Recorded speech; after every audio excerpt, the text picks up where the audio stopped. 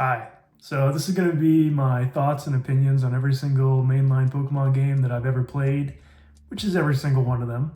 And if you're wondering what my credentials are, here you go. And with that out of the way, let's begin the review. Now, I'm going to start by just alienating any type of millennial Gen 1er who might be watching this. With Red and Blue, I didn't exactly grow up playing Red and Blue. I'm 27 years old now, and when I was a kid, they were a little bit before my time, so I didn't really get to have a sense for them at the time. I had to play them a little bit later, so I don't really have that bias, that positive bias for them. In my opinion, they're a little bit bare bones. I think they're nice if you want a quick little speed run, but I'm not really into that. I understand people like to do that. People like to use them for the glitches that they have. Again, I'm a bit more of a traditional Pokemon player. I'm not really into the whole glitches thing. So I'm not a huge fan of Red and Blue. I understand that Red and Blue are the first game, so you got to give them a little bit of leeway for that. And I love everything surrounding Red and Blue. I love the original 151 Pokemon. I love the anime, the movies, so everything around Gen 1 is great. I'm just not a huge fan of the games themselves. That's just me. Yellow's kind of in the same boat. I know they added following Pikachu and they added giving you the starters, all three of them kind of for free, but that didn't really do it for me either. So these are gonna go low on the list. I'm not doing like a typical tier list, but if this was, I guess you could say it goes into the Z tier, the Gen Z tier, the Gen Zer who doesn't appreciate Gen 1 tier. Yeah, that one. Gen 2 though is a totally different story. Now Gen 2 I also did not play until I was, older in life. I'm not sure exactly when. I did play it as a kid, but I never progressed too far into it because the games kind of scared me.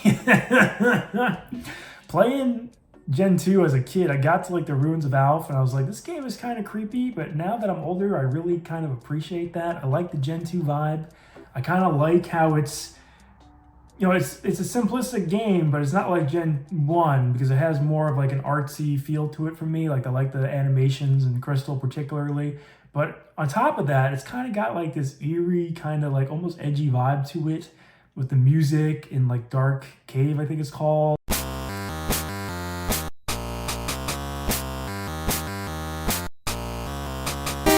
Just in a lot of places. It's cool. I like it. And I just like a lot of the little things that Gen 2 has. It has a few touches that people don't really appreciate because they like to complain that it's very bare bones, which I understand. It is kind of bare bones, but there's some nice touches in there, like going down into, Union Cave on Friday and finding Lapras, or backtracking towards the cave that leads to the Ruins of Alph, or just taking on the Ruins of Alph in general, those puzzles. The swarm Pokemon that are available, getting the Pokeballs from Kurt. There's a lot of little things you can do every day in those games that make them a really nice experience. And if you ever wanted Pokemon games to just kind of go back to and like maybe take it slow and complete the Pokedex in, I think Gen 2 are your games for that. I really, really love Gen 2. And you also kind of have almost like an open world vibe to the games as well, where after Morty's Gym, you can go one of two ways and kind of choose your own adventure. It's cool. I love Gen 2. It's above Gen 1 for me. Then we get into Gen 3, which I also love, and was my first Pokemon game, although I'm starting with Ruby, Sapphire, and Emerald, which were not my first Pokemon games, but they were close. I think the Hoenn region is easily the best region ever conceived in Pokemon. It's just great. It's got a very naturalistic flow to it, that like all these different areas, whether it's like a rainforest or the beach or volcanic setting or the water, the oceans, they all kind of flow naturally very well with each other, whereas another region I can think of doesn't really do that, which I'll get to in a little bit. But Gen 3 is a different story, where the region just kind of carries it. And people will criticize Gen 3 for having too much water, which I also don't really understand, because it's probably less than like 20% of your time playing the game. Even 20% is kind of like an overestimate, I think. And I kind of like the water too, because it is it's a bit of a test because it's not holding your hand and you could get lost. I know I did as a kid, so I kind of love it for that reason. And all the Pokemon are great. There's a ton of cool Pokemon you can play with, even some kind of quote unquote bad Pokemon that are also just cool designs that you can use. Like you will never run out of Pokemon to use in a replay of Ruby, Sapphire, and Emerald, which is just amazing. And then with the Battle Frontier in Emerald, everybody loves that. Everybody misses that. And pretty much everybody has ever beaten that. And that's kind of the thing, is that it was always this goal, this thing you could reach maybe, but you never really would. But it was always there, just so the game was like never really finished. Whereas any other Pokemon game, the game was probably already finished at a certain point with you. Like you may have still had the battle tower, or you may have still had like a few niche like battle facilities that you could have done, or you could still do like competitive. But if you weren't really into any of that stuff, the game was kind of done at a certain point after you did X amount of things. But with Emerald, the game really was never over because you always had this looming challenge that you never really did, but was always nice just to have. So for that reason, I would probably put Gen 3's Ruby, Sapphire, and Emerald above Gold and Silver even, and Crystal. And then we get to FireRed and LeafGreen, which I kind of consider to be like the gold standard Pokemon games if you're like just starting out. They're just solid games. They're just good. They look good even to this day. They look good enough at least. And they're just a solid Pokemon experience. They're kind of just like the standard for me. And they were my first games too, and I love them. And I have a hidden place in my heart for them. So for that reason, I'd probably place them somewhere between Gens 2 and 3 probably. Or Gens 2 and Hoenn games in Gen 3. Then we move on to probably the peak of the mainline games, Diamond, Pearl, and Platinum. And yes, I'm lumping in Diamond and Pearl with Platinum. I don't care that people hate Diamond and Pearl. I think that's a little bit unjustified. And I'll explain why. Because Platinum stands on the shoulders of giants, being Diamond and Pearl. And Diamond and Pearl, yes, they're slow, and people don't like them because they're slow. But there's almost like a charming element to that for me. I really like how the region is just kind of this cold, comfy, chill, almost slow experience, and kind of like a romantic region. And the games themselves are just like highly innovated. So like you have the cross-gen evolutions of all these old Pokemon, which was never really kind of done to the extent that Diamond and Pearl did it. And of course you have the online functionality of Gen 4, which just like revolutionized every game afterwards. The online kind of made Gen 4 just endless enjoyment, just doing trades and GTS and Wi-Fi battles with people that you can meet online. It was such a great experience, and that's why I love Gen 4. I love the Pokemon. I love everything. And yeah, Platinum is probably considered by everybody to be better than Diamond and Pearl, but I even enjoy Diamond and Pearl every now and again. And then you get into HeartGold and SoulSilver, which pretty much, it's not widely regarded as the best Pokemon game, but I've seen it widely regarded and praised as like the ideal Pokemon game. And I see why people say that, and I definitely used to kind of think that, because the game is very pretty, but I almost kind of don't like it just for the reason that it takes Gen 2 and then puts it on Gen 4's engine, and it kind of loses Gen's 2 soul or character a little bit. And I kind of don't love that upon revisiting classic Gen 2 games. I kind of prefer Crystal over HeartGold and SoulSilver, which is a very controversial take. But it's true. I do like Crystal more than HeartGold and SoulSilver. HeartGold and SoulSilver do give you following Pokemon, and the games are very pretty, and the games have a lot of features. But I just don't like that they kind of shoehorned a lot of Gen 4 elements and Pokemon into the games, especially in the latter half of the game where you go to Kanto. I kind of prefer how Crystal does it. That's just how I am. So they're good. They're very good Pokemon games. I probably would put them right after Crystal or so, somewhere around there. Let's see. Then you get into Black and White. Now, Black and White were Junichi Masuda's magnum opus, so we should expect big things from them, and we do get some good things from them. We get a really interesting new roster of Pokemon, the most of the games have ever given us, and a lot of them are just absolutely great designs. But the games are just kind of good for me. They don't really don't really hit in any one way that I have to put them really high on the list. They're just solid. A lot of people didn't really love that they kind of got rid of the old Pokemon, and I didn't really love how the region was kind of linear. The games were a little bit easy in that regard. The post game was kind of lackluster for me. I kind of just remember like facing like a Krogunk and like level 60 something Krogunk, and then that's all I remember from the post game. So I'm not a huge fan of Black and White, but they're good. They're solid. They're somewhere in like the middle of the list for me, I would say. Very good games. Black and White 2, kind of the same deal. I know they added the old Pokemon and everything, but I'm not like hugely in love with Unova and the games. They're good, don't get me wrong, but I'm not like a giant Unova fan. Then we get into X and Y, and that's where I start to become a bit less of a fan of the games. And not with the games afterwards, after X and Y. I just mean X and Y. Not to annoy any X and Y lovers out there, but that's what I'm doing. I don't love X and Y. I think that they were kind of cut for time, as we just kind of saw with the leaks that came out. We saw a lot of cut content that was really cool, that I think would have made X and Y really great games had they had the time. But the games were very bare bones for me. They were really easy. The EXP share was kind of broken. It kind of leveled you up too much, and you had to be wary of that. Other than that, the games are not terrible. I mean, they're kind of pretty. I just don't really love how they went around doing the chibi characters with the 3D.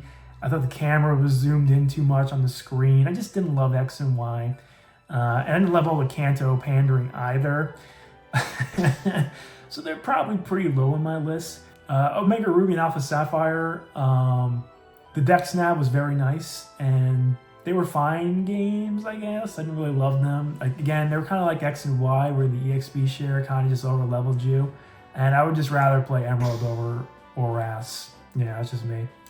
When we get to Sun and Moon, that's where I'm like, okay, I can see how 3D Pokemon can be great. And I would actually say that 3D Pokemon peaked with Sun and Moon, as controversial as an opinion as that might be. I just think Sun and Moon just really innovated a lot of things really well, with like Alolan Forms, Ultra Beasts, the Alolan Trials, getting rid of gyms was just such a cool change, and I really loved all the changes. Loved the story, loved your boy Guzma.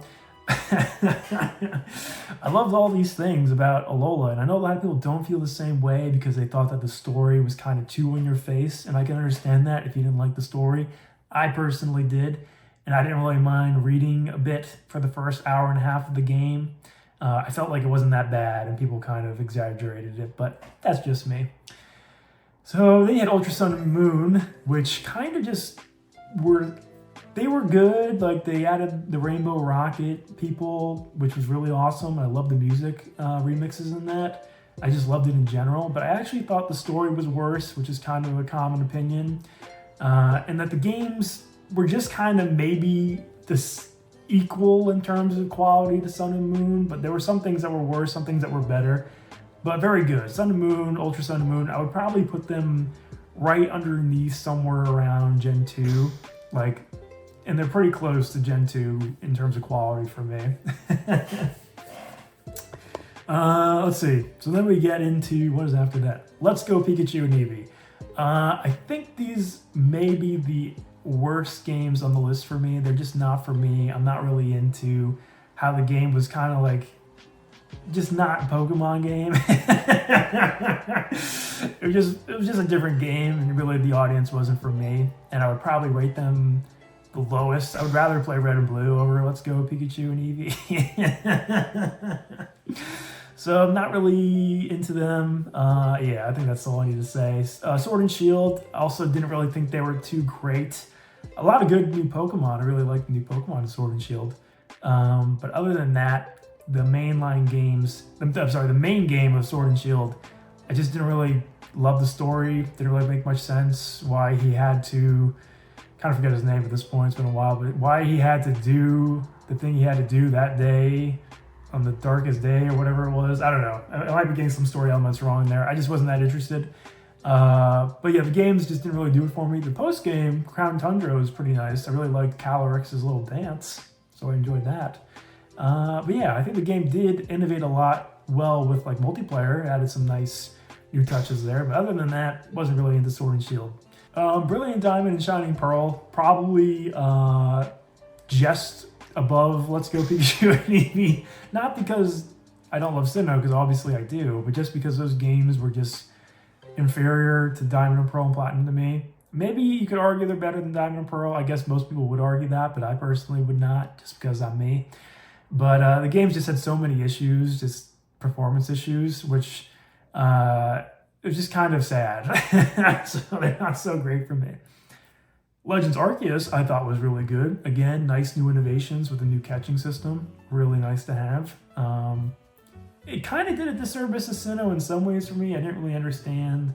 I understood everything. I just didn't really think that they did as good of a job as they could have, like adding new story elements to a Sinnoh region like 100 and so years in the past. I think they could have done more stuff with that. But it was a solid game. You just can't really replay it ever again after you beat it once, because you don't want to fill out that Pokédex ever again. And there's not really much to do, honestly. Then we get into Scarlet and Violet, which just amazing story, amazing characters, very good games. The performance was bad, I understand, and the performance is even worse upon revisiting the games a little bit after. Just really a shame how bad that performance is, because the games are really good. And the DLC I also really liked. I love the teal mask.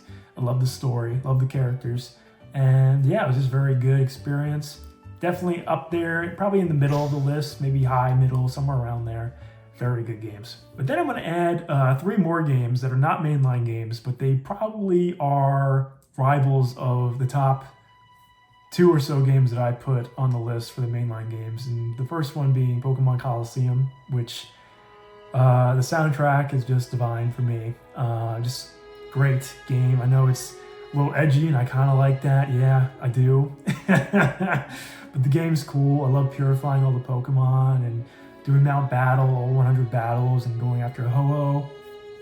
But yeah, I really like Colosseum a lot.